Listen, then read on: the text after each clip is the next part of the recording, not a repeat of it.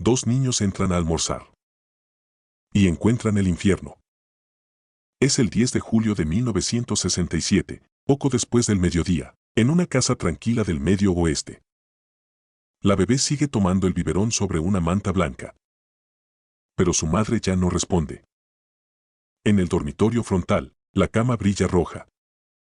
Un cuchillo sobresale de su espalda. Y escucha bien esto, alguien vio al hombre entrar.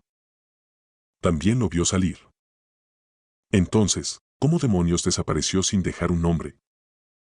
Antes del horror, ella era una mujer de 25 años con una vida sencilla y las manos siempre ocupadas.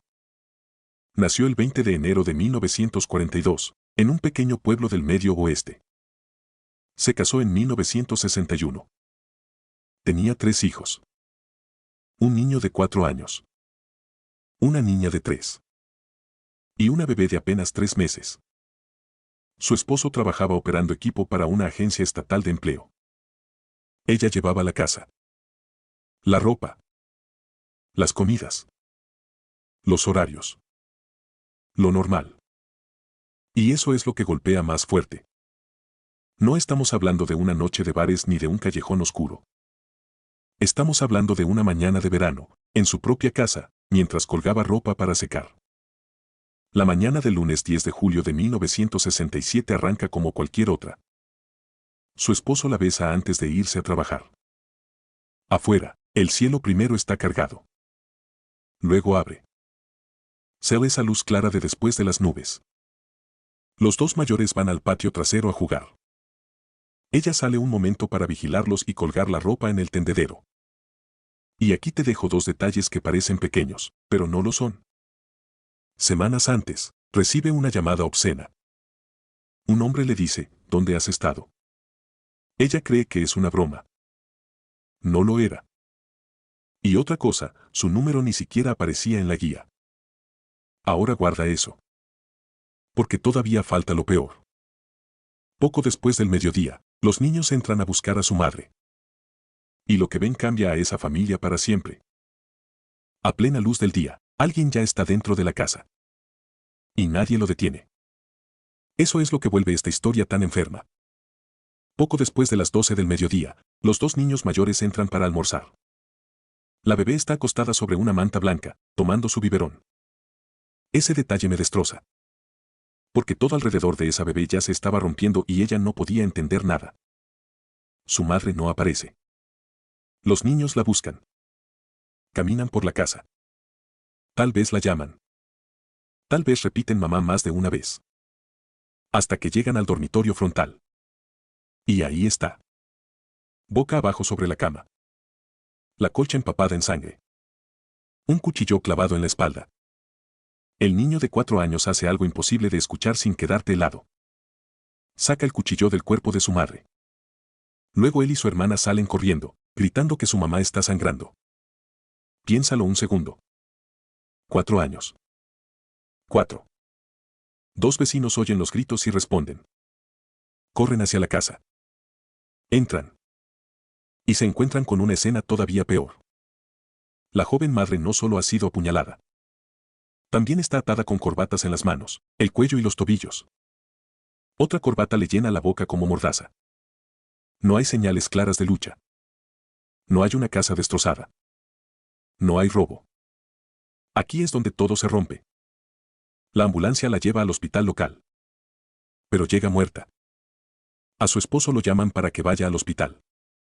Ahí le dicen que su esposa ha muerto. Imagínate ese trayecto. El ruido de los neumáticos. El estómago vacío. La cabeza negándose a creerlo.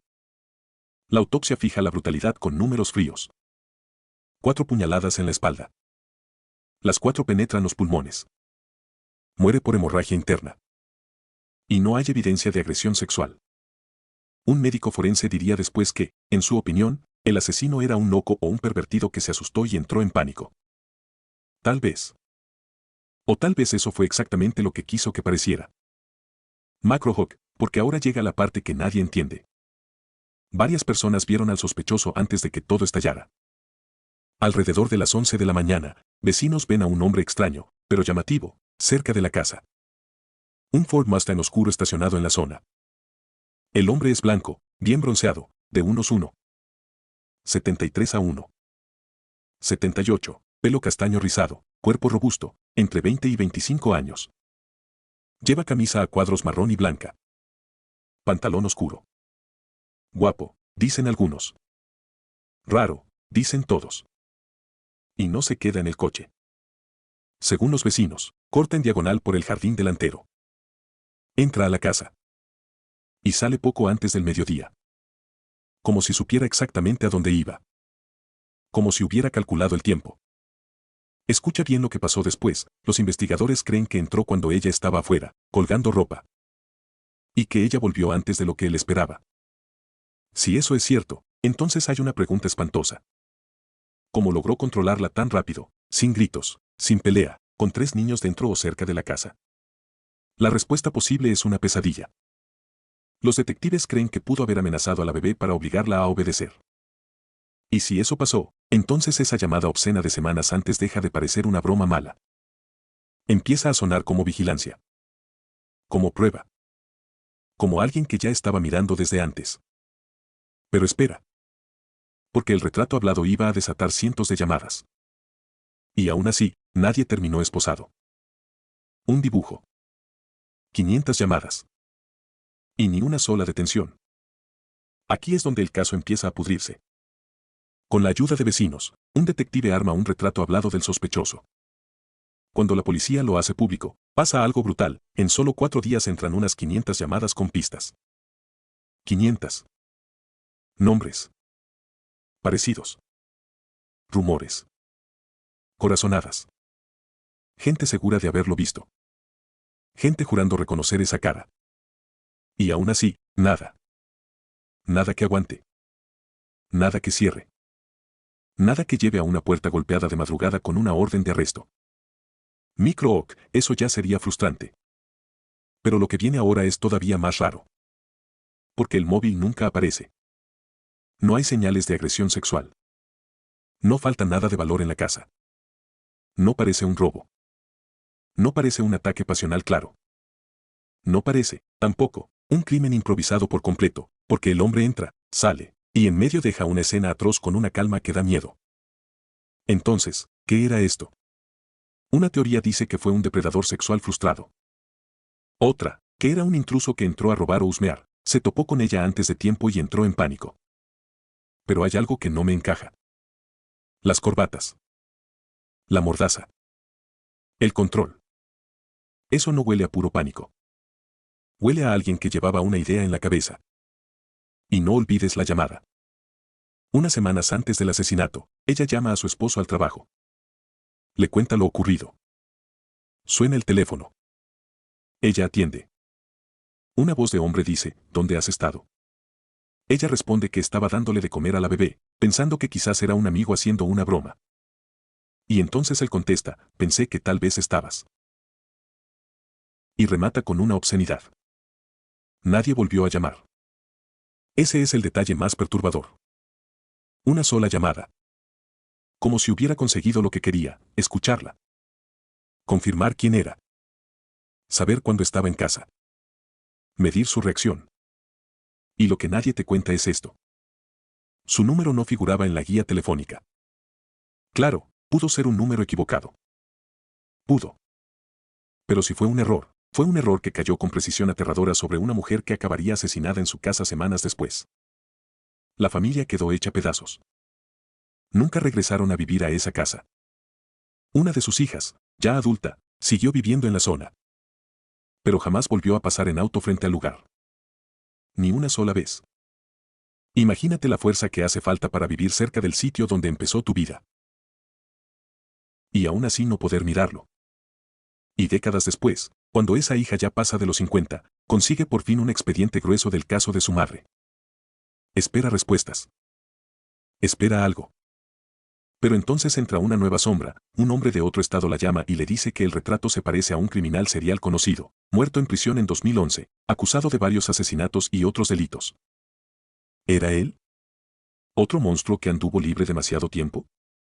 Tal vez. Pero el archivo no entrega nada útil. Nada definitivo. Solo más niebla. Y todavía falta la teoría más extraña de todas. Una vecina estaba convencida de que la víctima real no era ella. La casa está abierta. El hombre ya entró. Y ella vuelve antes de tiempo. Ahí ocurre todo. Ahora junta las piezas. Son casi las 11 de la mañana cuando el extraño del Mustang oscuro aparece en escena. Corta por el jardín delantero. Entra. No rompe nada. No arma escándalo. Eso importa. Porque parece alguien que no teme ser visto. O alguien que cree tener una razón válida para estar ahí. Ella está atrás, en el patio, entre sábanas húmedas y ropa recién lavada. El aire de verano pega pesado. Hay olor a pasto caliente. A jabón. A tela mojada. Los niños juegan cerca. La bebé está adentro. Entonces ella vuelve. Y aquí es donde las semillas plantadas antes se vuelven insoportables. La llamada obscena. La voz que ya parecía conocer su rutina. El número no listado. La ausencia de lucha. Todo apunta a un hombre que no improvisa del todo. Un hombre que, cuando ella entra, necesita control inmediato. La enfrenta dentro de la casa. Tal vez en el pasillo. Tal vez cerca del cuarto de la bebé. No tenemos grabación. No tenemos confesión. Pero sí tenemos el silencio raro de la escena. Nada roto. Nada volcado. Nada que diga forcejeo largo. Así que imagina lo peor, él le muestra el arma. Mira hacia la bebé. Y ella entiende. No grita. Porque una madre con 3 hijos en casa no piensa primero en escapar. Piensa en ellos. La lleva al dormitorio frontal. Usa corbatas. No cuerdas traídas de afuera. Corbatas de la propia casa. Las aprieta en manos, cuello y tobillos. Otra se la mete en la boca. Eso es íntimo. Cercano. Sucio. Hay una crueldad extra en usar cosas del hogar para destruir el hogar. Macrohawk, y entonces pasa el detalle más brutal de todos. No la apuñala una vez. La apuñala 4. 4 veces por la espalda. Las 4 atraviesan los pulmones. Eso no suena a accidente. Eso suena a furia, a miedo convertido en violencia total, o a alguien decidido a borrar a un testigo vivo. Luego se va. Seo de la casa poco antes del mediodía, según los vecinos. Seo mientras una bebé sigue en su manta blanca. Mientras 2 niños todavía no entienden que su vida acaba de partirse en 2. Seo a plena luz. Se sube al Mustang oscuro. Y se pierde. Pero espera. Porque hay otra lectura que vuelve todo todavía más siniestro. Una vecina dijo durante años que ella era el verdadero objetivo. Ese mismo día había salido a comprar un auto nuevo. Dejó a sus hijos con una niñera. Al volver, la noticia ya la estaba esperando. Desde entonces creyó que un sicario o asesino se equivocó de casa. Dijo que tenía un presentimiento tan fuerte de que su vida corría peligro que incluso consiguió un perro para protegerse. Suena extremo. Tal vez lo sea. Pero piensa en esto, si el hombre cruzó el jardín con seguridad, si actuó como si supiera a dónde iba, y si no robó ni abusó sexualmente de la víctima, entonces la idea de un blanco equivocado deja de sonar tan absurda. Y sin embargo, nada pudo probarse. Ni la llamada. Ni el Mustang. Ni el supuesto parecido con el criminal serial. Ni la teoría de la vecina. Todo apunta a algo. Nada cierra. Ese es el golpe final de este caso. No es solo brutal. Es limpio en el peor sentido. El asesino entra, ata, mata y huye dejando apenas sombras. Y esas sombras siguen ahí, intactas, desde 1967. Pasaron décadas. El asesino nunca volvió por la puerta. Pero el daño nunca se fue. La investigación se enfrió. La recompensa ofrecida por el esposo no bastó. Las pistas no bastaron. El retrato no bastó. Nadie fue arrestado. Nadie fue juzgado. Nadie fue condenado. Y eso significa que, en algún momento, ese hombre siguió con su vida. Comió. Durmió. Tal vez formó una familia. Tal vez vio las noticias. Tal vez sonrió al saber que no podían tocarlo. Eso cuesta decirlo. Pero hay que decirlo.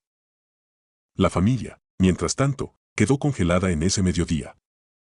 Nunca regresaron a la casa. Una de las hijas siguió viviendo en la zona, pero jamás condujo frente al lugar. Jamás. Eso te dice todo sobre lo que una escena puede hacerle al cerebro de un niño incluso medio siglo después. MacRohawk, y aquí viene el dato que más me golpeó de toda esta historia. El esposo murió en el verano de 2024. Habían pasado 57 años desde el asesinato. Se volvió a casar. Compartió 53 años con su segunda esposa. Y aún así, cuando lo enterraron en un cementerio de una localidad cercana, lo sepultaron junto a su primera esposa. Junto a la mujer que le arrancaron en 1967. Eso no es un detalle menor. Eso es una herida que nunca cerró. Sus hijos siguieron esperando justicia. Su segunda esposa también. Esa mezcla extraña de amor, duelo y lealtad atraviesa toda la historia. Porque este caso no se quedó en un archivo.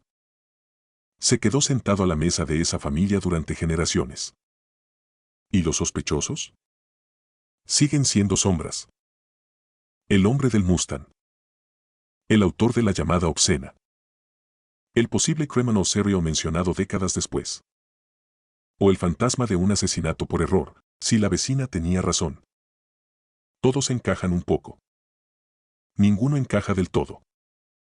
Si me preguntas qué faltó, te diría 3 cosas. Preservación forense limitada por la época. Demasiadas pistas débiles. Y un asesino que supo verse normal justo el tiempo suficiente. A veces eso es todo lo que necesita un monstruo, 10 minutos de normalidad prestada. Y aquí está la parte que más rabia da. Este crimen ocurrió a plena luz del día. Con testigos del sospechoso. Con un coche visto por vecinos. Con un retrato difundido. Y aún así, sigue sin nombre oficial. Eso no es solo un caso frío. Es una ausencia. Y al final, volvemos a esa casa. A esa manta blanca. A esa llamada obscena. A ese Mustang oscuro detenido cerca del lugar justo antes del mediodía. Si el asesino solo se asustó, ¿por qué llevó el control tan lejos? Y si iba por otra persona, ¿cómo eligió justo esa puerta? Déjamelo en comentarios. ¿Crees que la llamada y el crimen están conectados, o todo arrancó con un error monstruoso? Si te interesan los casos que siguen abiertos y todavía le deben respuestas a una familia, quédate por aquí. Porque hay historias que no terminan. Solo dejan de hablarse.